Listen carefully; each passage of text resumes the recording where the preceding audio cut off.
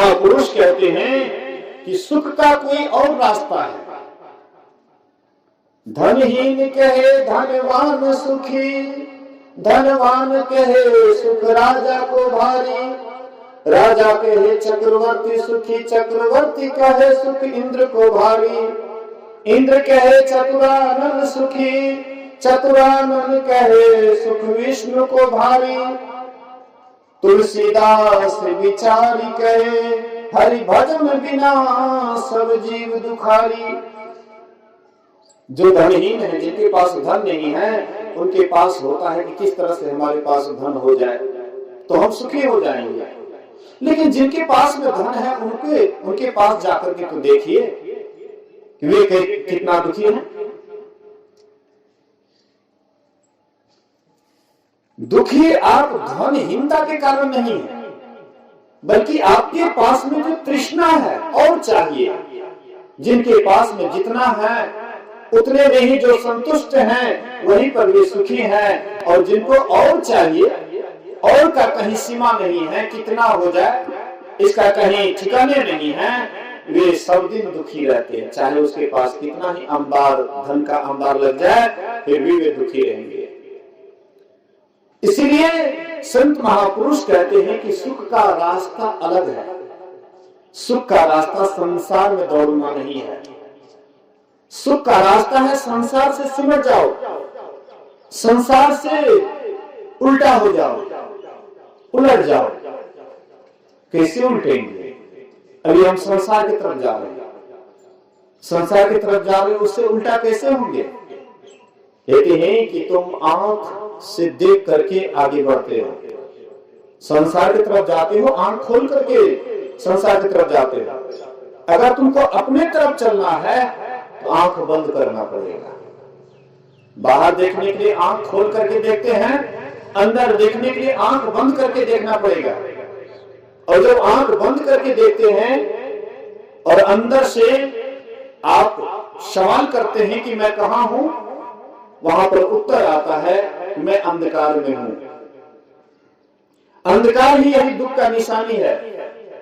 हम आप जिस घर में रहते हैं, उस घर को हम बिजली बत्ती से चकाचक करके रखते हैं, रोशनी पर रोशनी करके रखते हैं, और बड़ा ही रमणीक स्थान लगता है, बहुत सुंदर जगह लगता है। प्रकाश गुम हो जाए तो तुरंत मन में अशांति हो जाती है, मन विकल हो जाता है, मन खोजने लगता है, अरे प्रकाश वो कैसे बिजली गुम हो गया। ऐसे आपके भीतर में भी अंधकार भरा हुआ है, अंधकार का साम्राज्य है। इतना लंबा चौड़ा अंधकार है कि आज तक कोई अमीन पैदा नहीं हुआ कि वह अंधकार को नाप ले कि कितना कड़ी है, कितना जरीब कड़ी का वह अंधकार है, आज तक कोई मापने वाला नहीं हुआ। हाँ, जो अपने भीतर में प्रवेश किए, जो अपने अंदर में धसे, उसको पता लगा कि सही में हम अंधकार में हैं। ऐसे बाहर में दौड़ने से नहीं पता लगेगा कि हम कहां हैं। इसलिए कबीर साहब कहते हैं, एक तो अंधेरी को ठहरी, तार में दिया न बाकी हो,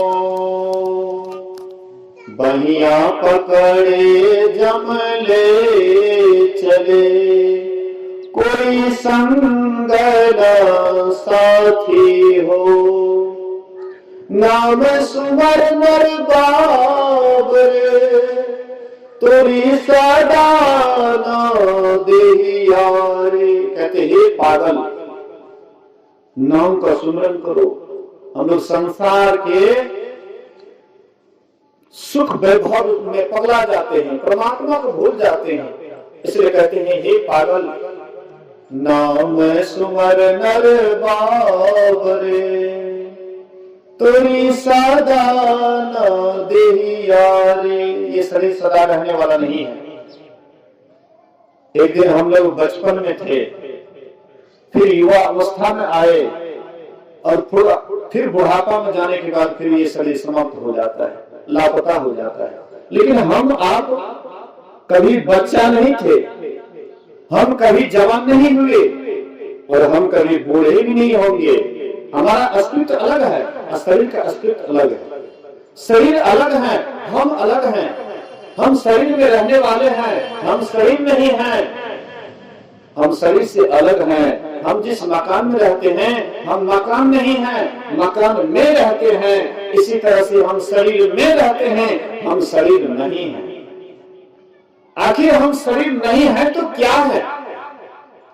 हम कौन हैं? हम कहां से आए हैं? हमें जाना कहां है?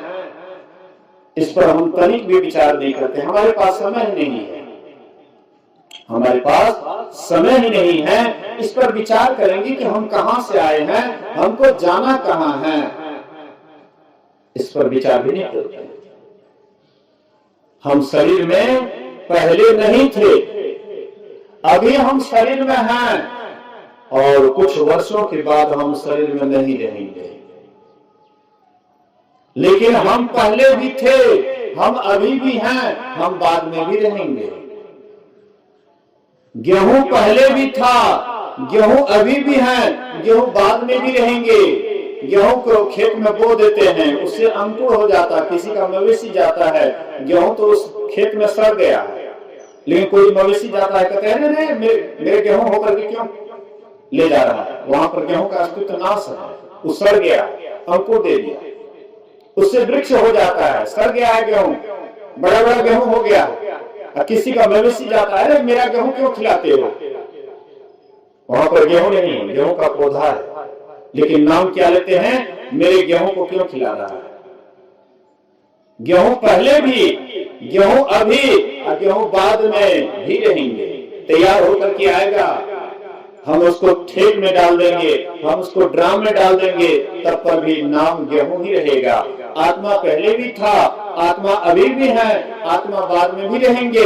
लेकिन इसी आत्मा को जो पहचान जाते हैं, जान जाते हैं, वही अमरता को प्राप्त करते हैं। और जो इस आत्मा को नहीं जानते, नहीं पहचानते, संसार की ही झंझट में दिन रात लगे रहते हैं, अपने लक्ष्य का पता नहीं रहता है, अपने निशाने का पता नहीं रहता है, वही संसार में भटकते रहते हैं।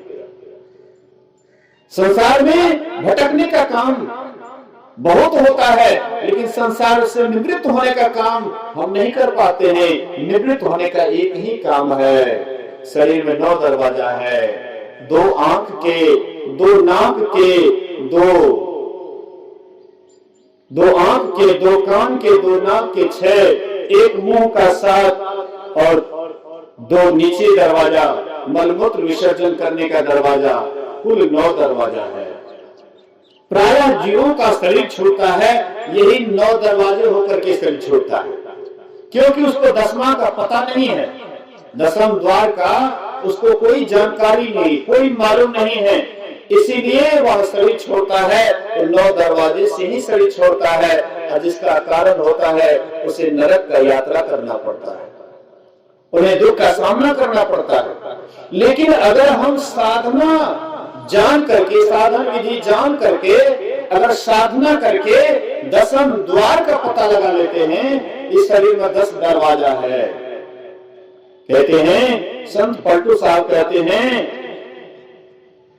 कहते हैं बैरागी में भूली आप में, जल में खोजे राम। कहते तुम्हारे अंदर में वैराग्य भूला हुआ है और तुम राम को जल में खोजते हो। बैरागी भूली आप में, जल में खोजे राम, जल में खोजे राम, जाए के तीर्थ छाने। कितना तीर्थ व्रत करते हैं, कितना घूमते हैं, फिरते हैं, पैर थकता है, परेशानी होती है। जल में खोजे राम, जाए के तीर्थ छाने, भर में चारों फूट शुद्धि नहीं अपनी आने। ऐसा भरमते रहते, लेकिन अपने शुद्धि नहीं, पता नहीं लगता है कि हम कौन है, कहां से आए। फूल माही जो वास, जैसे फूल में सुगंध होता है, काठ में अग्नि छिपानी, जैसे लकड़ी में आग छिपा रहता है। लकड़ी में आग है, पता कैसे लगता है? जब लकड़ी में लकड़ी घिसते हैं तब आग प्रकट होता है। फूल मही जो वास, काठ में अग्नि छिपानी, खोदे बिनु नहीं मिले ऐ धरती में पानी। पानी पृथ्वी के अंदर है, लेकिन जब तक इसको खोदते नहीं है तब तक पानी नहीं मिलता है, पानी प्राप्त नहीं होता। खोदे बिनु नहीं मिले ऐ धरती में पानी, दूध महे घृत रहे छिपे मेहंदी में लाली। जैसे दूध को मथते हैं मथानी से तब वो घी दिखाई पड़ता है। मेहंदी में लाली है लेकिन पत्ता को देखने पर लाली नहीं दिखाई पड़ता है। जब उसको घिस करके शिला लोड़ी पर घिस करके और जब उसको हाथ में लगाते हैं सेकते हैं तब लालिमा दिखाई पड़ती है। दूध महे घृत रही छिपी मेहंदी में लाली। ऐसे पूर्ण ब्रह्म कहो तिल भर नहीं खाली। कहते हैं ऐसी तरह से पूरा सृष्टि में परमात्मा भरा हुआ है, एक तिल भी उनसे खाली नहीं है। पलटू सत्संग बीच में कर ले अपना काज, बैरागिन भोली आप में जल में खोजे राम। कहते इस सत्संग के बीच में अपना काम का निर्णय करो। गुरु महाराज कहते हैं नित पति सत्संग कर ले प्यारा, तेरा काज सरह सारा। नित प्रति सत्संग करो, तुम्हारा काम खत्म हो जाएगा। काम को खत्म करने के लिए हम संसार में दौड़ते हैं, लेकिन संसार में दौड़ते दौड़ते